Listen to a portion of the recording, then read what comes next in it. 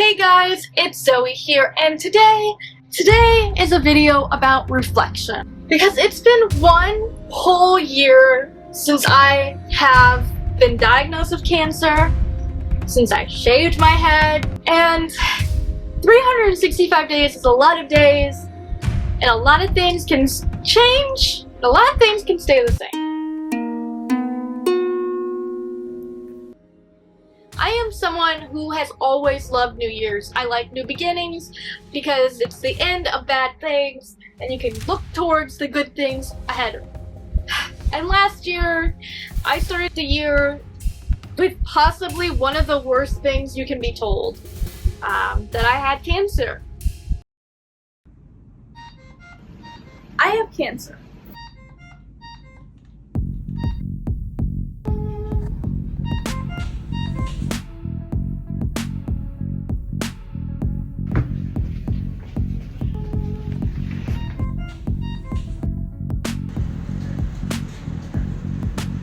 My hair, you guys, it has grown back. Ta-da! I am bald. I have no hair. Ta-da! The hair did not ask me when I wanted it to fall out. It just decided to do it on its own. I was losing my hair very, very rapidly. Wow. Hair. There's some hair for you. We'll put it back on. So I did the big shave the other day.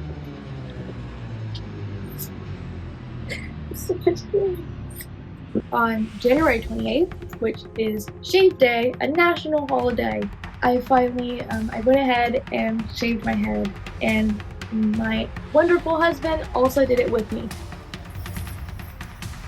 Yep.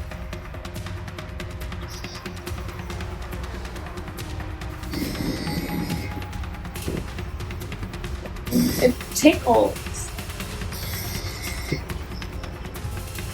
And I got it all off.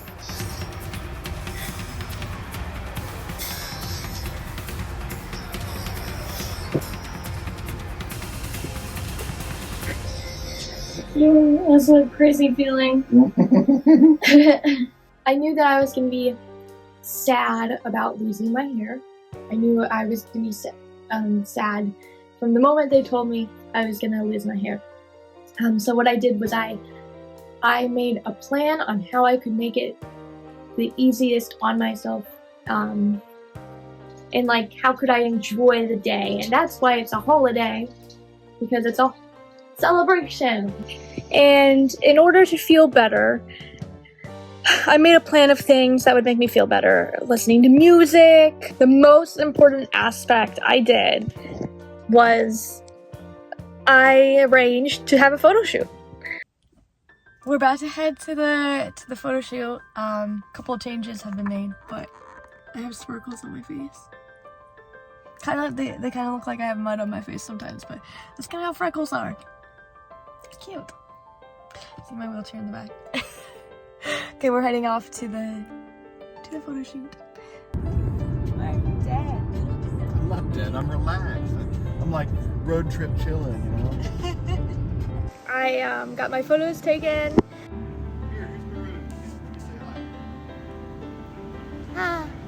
I had to go upstairs for the very first time because I was walking in a wheelchair at the time, and I went upstairs. This photo shoot really helped me build confidence and feel more comfortable with having like a bald head.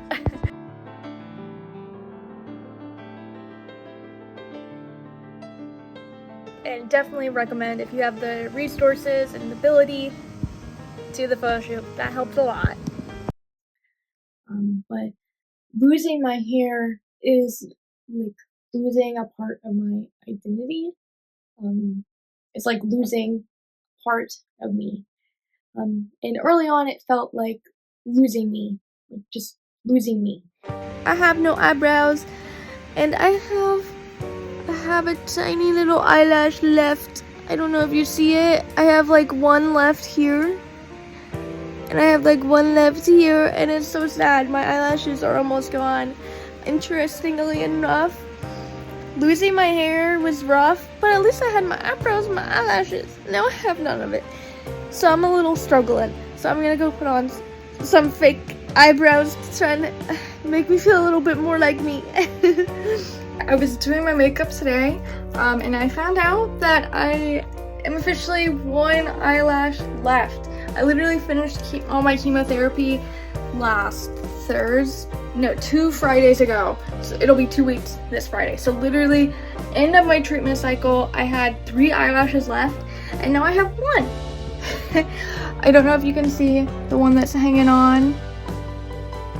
Does that look this way? Oh, that's just my nose. Maybe? I don't know. I don't know if you can see it, but this is the eye that lost its last eyelash. And this one has one that's still hanging on. But that's it. That's all I got left. I just woke up to my last eyelash on the side of my face. So that's it. I'm officially no eyelash.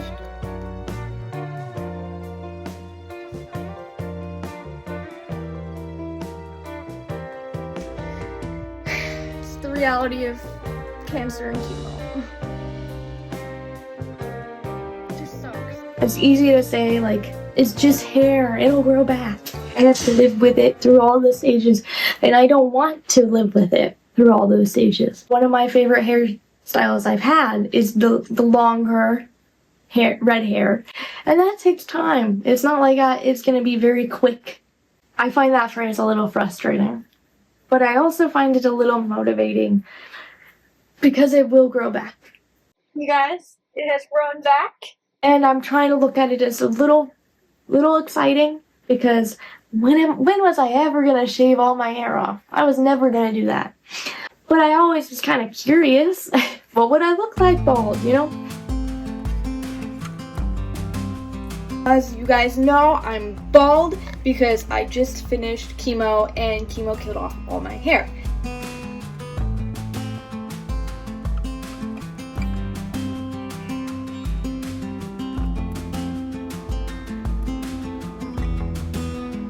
But I started using castor oil, and I swear, within a week, my hair has started to grow. Obviously, millimeters, very slow process, but this is so much more growth than what I have had. I actually have eyelashes now within a week too, just letting you know, like within a week I went from like not much to a ton so quickly. I actually have eyelashes now, so I can actually put mascara on. I don't know if you can see them, which is insane because last week I had nothing. And castor oil, I don't even think it has to be this brand. Literally castor oil. I'm gonna continue using it for much longer because, like, I want my hair back.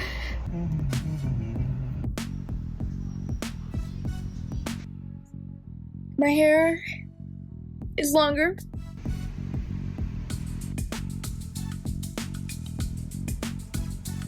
Check it out. It came back very strong. Sadly, I was lied to, and it did not come back red. Very upset about that.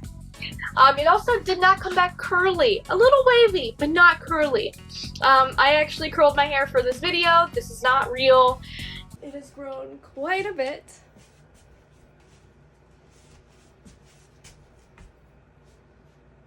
Please give me tips on what to do. It's not quite a pixie, but it's not long enough to be a bob.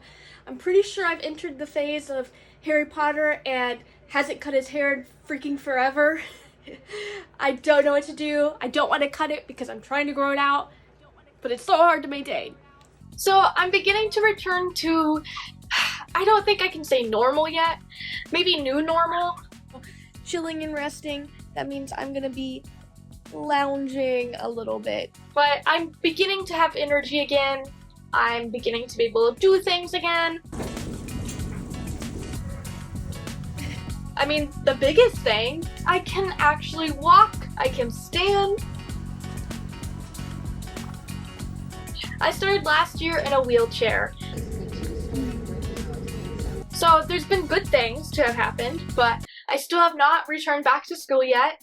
My memory is not that good. I'm finishing round 3 of chemo.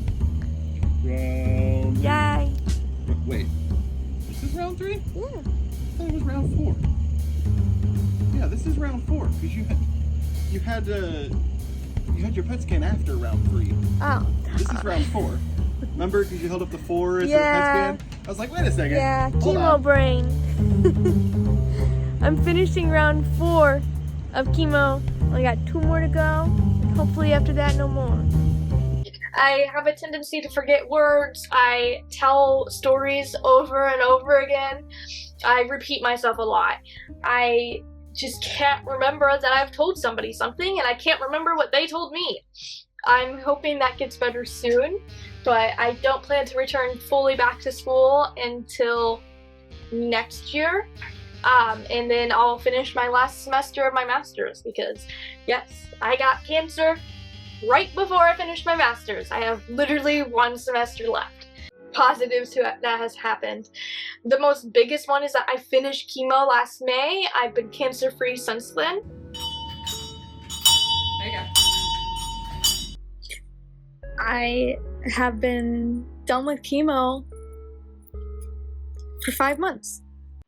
And I know that there should be confetti and we should be celebrating because I'm cancer-free, I'm done with chemo, and all is good. But why do I still have such a weight on me, you know? Because 5 months has passed and I don't feel like I've changed.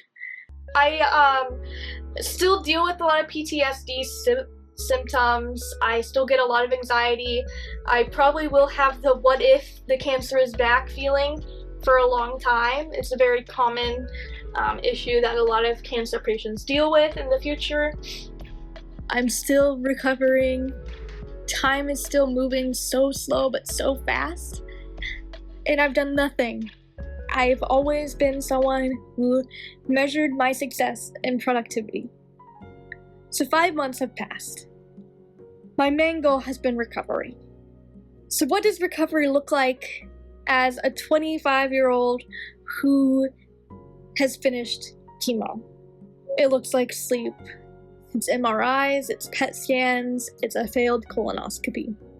So not quite there yet mentally, but I'm getting better, so that's always good news. And I'm hoping to eventually not have as much panic-inducing thoughts of like, oh no, is that the cancer back? Or is that just a random pain in my stomach? I went from having my PET scans every 2 months to now every 4 months.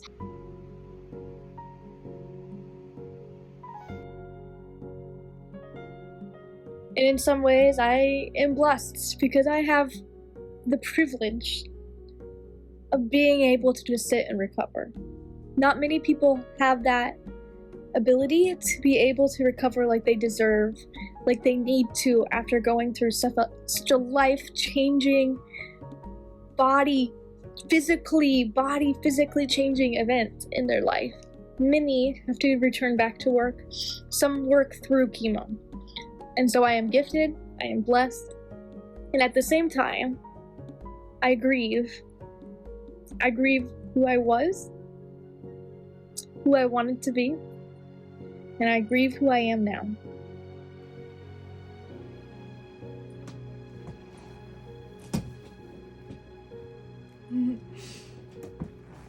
So 5 months have passed, and I've officially spent an equal amount of time past chemo as I did on it. And the speed of recovery is slow, it is not quick. I'm not back to normal. In fact, I'll never probably be back to who I was pre-cancer. I'm still developing my new normal. And I do not understand, how is it October? How did the world not end when I got cancer? How did it not even pause while I was on chemo? I gotta celebrate the small wins. So, here's to 5 months of no chemotherapy. 5 months being cancer-free. Because I think that the weirdest thing before I got sick was that I'd never been sick before. Like, when I say I'd never done anything health-wise beforehand, I'm not lying. I hadn't even had a broken bone before this. So this was my first time experiencing MRIs, PET scans, biopsies, the whole 9 yards. I mean, I would avoid getting my blood drawn at a hospital if I could, and I did many times, okay? So I really jumped headfirst into this whole health arena. And so now, when I'm just going even for a checkup, my brain goes, is this for cancer? Is this for cancer? And it starts freaking out, even though I'm just going to get my port flushed. The port is something I actually wanted to talk to you guys about. If you check it out, there is my little port scar. There is where the port tube is. And I wanted to bring that up because if you are, I hope you are not, but if you are, you've clicked on this video because you are going through cancer or you just got diagnosed. First and foremost, I'm so sorry, and I want to give you encouragement that you will get through this, and you've got this, and I know it's scary, but you are strong, and fight or flight will kick in, and you will fight this, I guarantee it.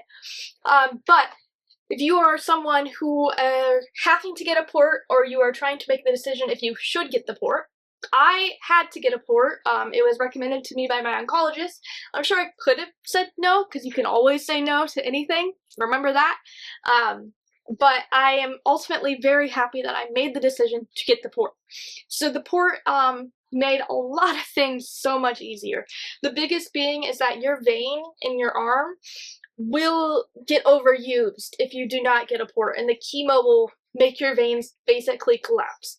So a port comes in and it makes the chemo go directly through your heart, so it's easier and it doesn't cause any collapsing veins. The downside is that you do have to get it flushed.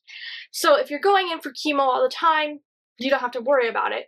But if you're someone like me who's done with chemo, I still have to go in every 4 to 8 weeks to get my port flushed to make sure it's all cleared out and good to go. But I highly recommend it. It makes the whole process way less painful. You can get numbing cream, so that way your port area is numbed and you don't even really feel the poke. It is more painful now when they flush it, just because it's scarring, and when they go back, it's been so long since I've last been poked that it just hurts. But I highly recommend the port. The port is not as scary as you think it will be. And in fact, my port surgery was one of the easiest surgeries I did. They knocked me out, I came back up, and it was in me. So don't be too afraid of that if you're someone looking down the road to that. I actually really think that was one of the best decisions I made. Technically, I'm still not allowed to drive because I'm on a lot of medication.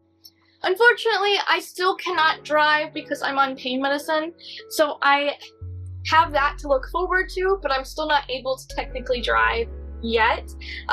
When I first got diagnosed, I couldn't really move my legs and stuff, so I couldn't drive in general. I was in a wheelchair, and I didn't have a lot of leg muscle. A lot of that was due to my back, actually. So the cancer ate away part of my spine.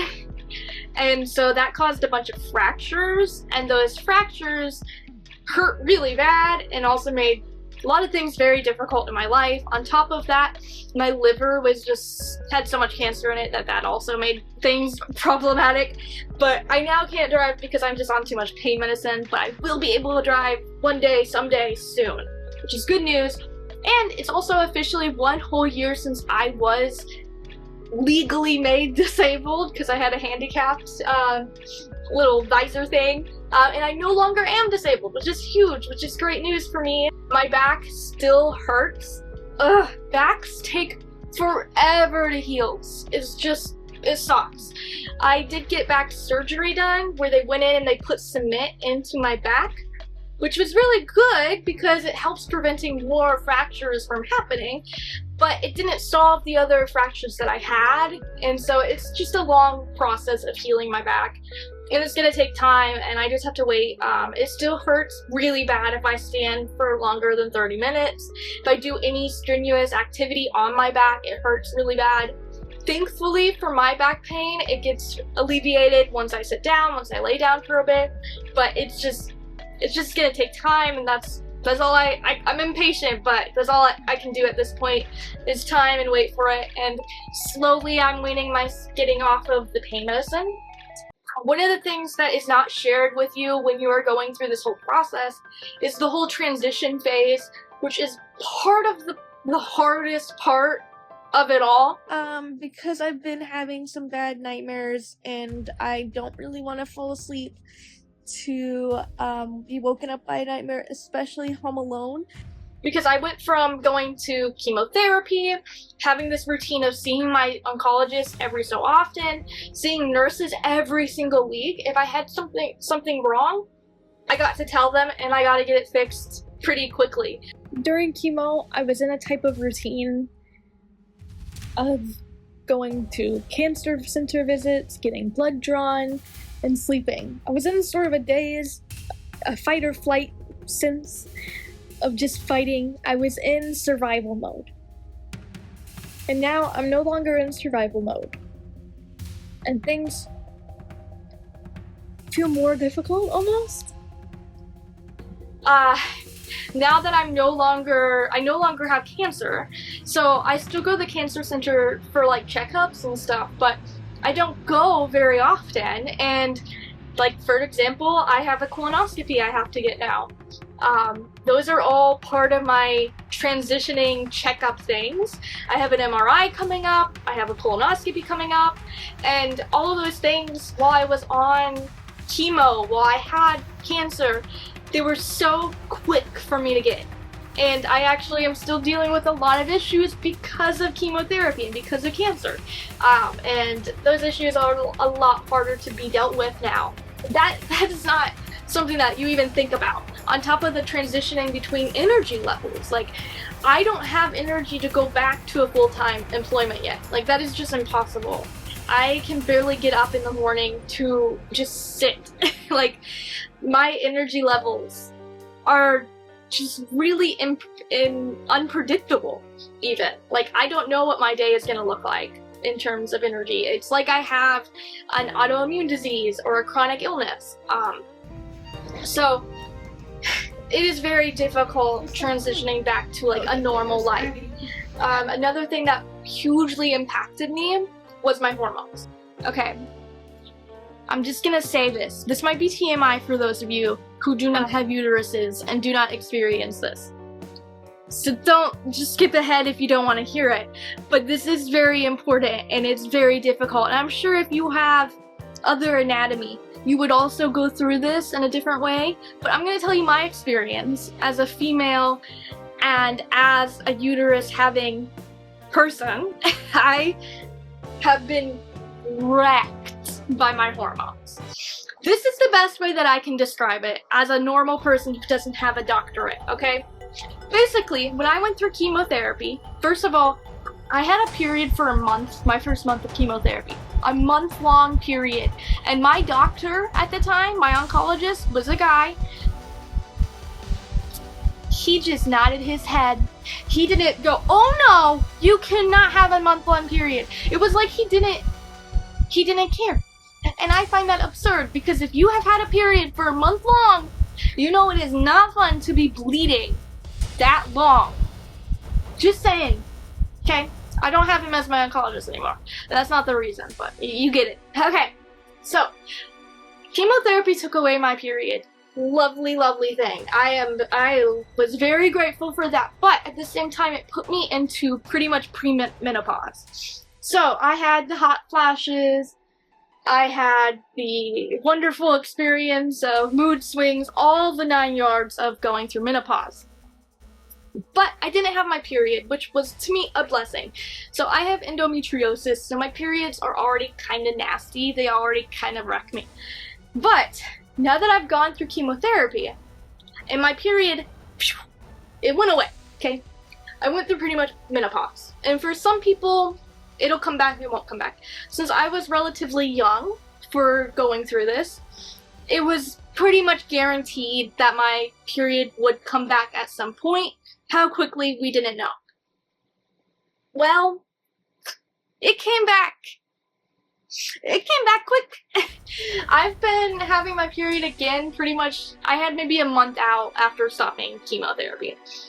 It came back pretty regularly, to be honest. Like, I'm shocked at how regular it came back. But the biggest kicker has been the mood swings. I am not someone who really PMSed, and now I'm having what I think is referred to as PMSD, but it's pretty much I'm having super depressive episodes that seem to correlate with my hormones. And this isn't just I feel a little sad, I feel a little gloomy. This is, I can't get out of bed because I feel so depressed. I don't have energy to do simple tasks as just showering. It is really bad, and no one told me about this. And so I want to talk about it because it's really wrecking me. So I just want to put the warning out there. Get to your OBGYN as quickly as you can. Take that in consideration as you're starting. Make sure that you have this person on your roster, just so that way you can get those appointments made and get checked out. Happy last day, dear Zoe. During chemo, I was in a type of routine of going to cancer center visits, getting blood drawn, and sleeping. I was in sort of a daze, a fight or flight sense of just fighting. I was in survival mode. And now I'm no longer in survival mode. And things feel more difficult almost.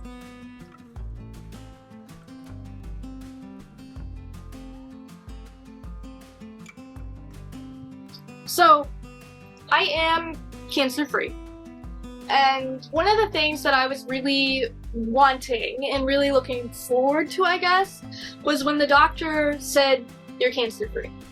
I don't know why, but I just kind of pictured it would be like this big banner. And the doctor would say, "Congratulations, you're cancer-free." And I would be like, "Yay!" And then I'd go ring the bell and yada yada. And they did celebrate when I finished chemotherapy, and I did ring the bell. But a doctor has not told me, "You are cancer-free." I don't even know if they've used the words remission, honestly. They've told me, like, hey, there's no cancer in your body, but there might still be cancer, so we need to get double checked. They've just never declared it in such a way that I felt cancer-free. And when I had my first scan in March, that came back that there was no cancer in my body, and I was still doing chemotherapy. I didn't really celebrate because I was still doing chemotherapy, and I was kind of waiting on the doctor to say you're cancer-free. And then when I finished chemotherapy and I knew I was done, I was still hoping my doctor would say that. And for some reason, that was something that I really wanted and really needed to feel complete. To feel like this is over, this is a chapter, this is done, it's behind me. And never getting those words really messed with me. Like, it took me a good 2 months to accept that it was over and that I was done with chemotherapy. It was like I didn't have enough fanfare. And so I just want it to be known in case somebody else is in a situation. They're probably not going to tell you you're cancer-free. And this is for several different reasons based on my understanding and my interpretation. I'm not technically for sure cancer-free until I've been in remission long enough, because it could come back, you know? And then another reason at the time, especially back in March, they were worried to say cancer-free because there could have been little bits of cancer left in me that wasn't being picked up on the scans. They don't say those words because it's not accurate way to describe what's happening. But I really needed those words. Because the doctor never used it, I struggled to use those words. So just something to think about. Hey, I could just put it right here.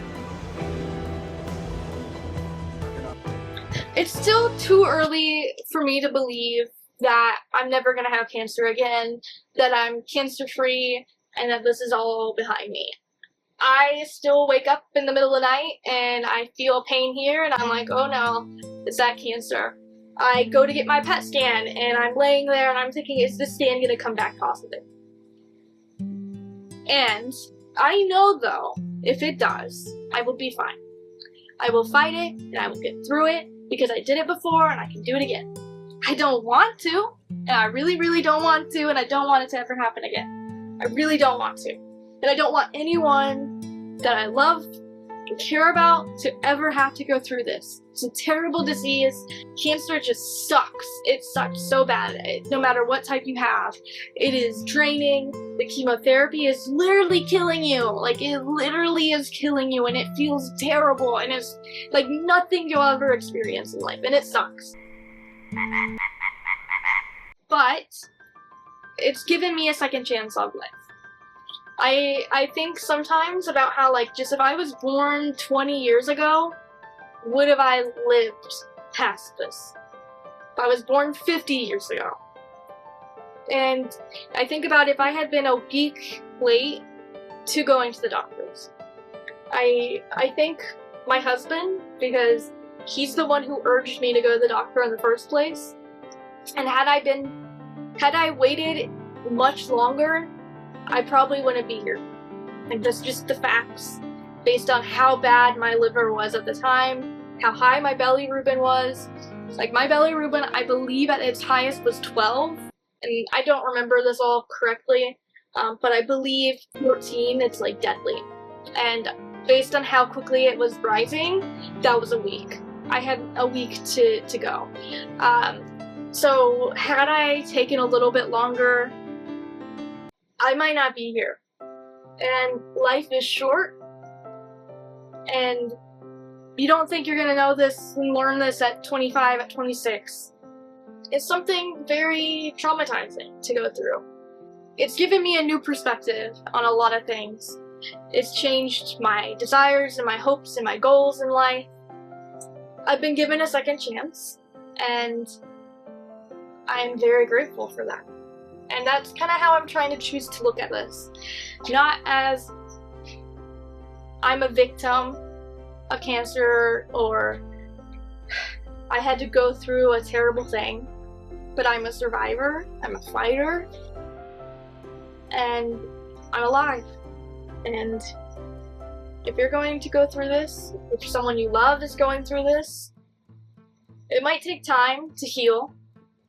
It's a very long recovery. In fact, it probably took me 7 to 8 months after chemotherapy to think in 2 months it'll be 1 year since I was diagnosed. How can it be a whole year since I was diagnosed? It took me probably about 6 months after chemotherapy to feel like I had some of my footing back. I'm still stumbling, but I'm walking. How is it October? How did the world not end when I got cancer? And so it takes time, but you will get through it. They will get through it, you know? The nice thing is that technology has came a very long way now.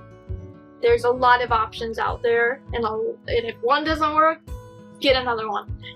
You can get through this. Just try your best to keep a positive mindset, and that's the best advice I have, is just to try and stay positive.